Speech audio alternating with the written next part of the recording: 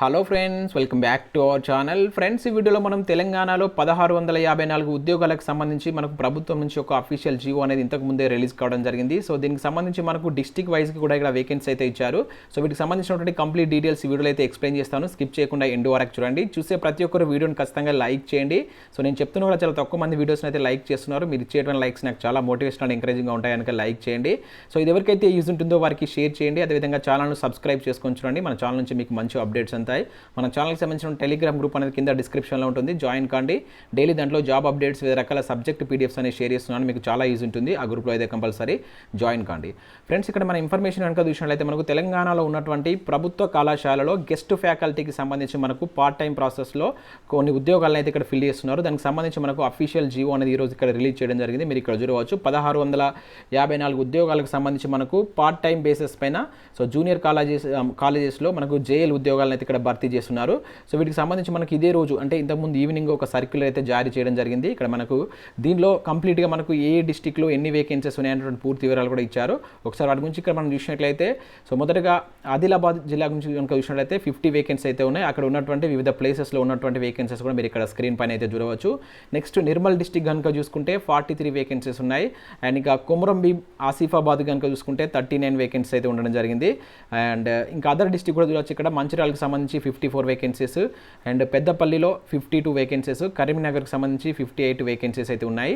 And next ఇక్కడ మనకు next district కనుక చూసుకుంటే జగిత్యాల డిస్టిక్ సంబంధించి 53 వేకెన్సీ అయితే ఉన్నాయి. అండ్ రాజన్న సిరిసిల్లకు సంబంధించి 22 వేకెన్సీస్. అండ్ ఇంకా వరంగల్కి సంబంధించి ఇక్కడ చూడవచ్చు 28 వేకెన్సీస్, మహబూబాబాద్కి సంబంధించి 28 vacancies, Jangaon 12 vacancies. And next ఇక్కడ మనకు ఖమ్మం నుంచి కనుక చూసినట్లయితే దాదాపుగా 65 వేకెన్సీ అయితే ఉండడం జరిగింది. ఇక్కడ మీకు డిస్టిక్ అక్కడ ఉన్నటువంటి ఏ ప్లేస్లో ఖాళీ ఉన్నటువంటి వివరాలు కూడా క్లియర్ కట్గా అయితే దీనిలో అయితే ఇచ్చారు. నిజామాబాద్లో కనుక చూసుకుంటే సో టోటల్ వేకెన్సీస్ 76 వేకెన్సీస్ ఉన్నాయి. కామారెడ్డిలో 55 వేకెన్సీస్.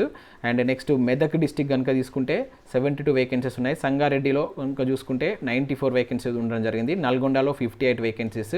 అండ్ యాదాద్రి భువనగిరిలో 36, సూర్యాపేటలో చూసుకుంటే 35 వేకెన్సీ అయితే ఉన్నాయి.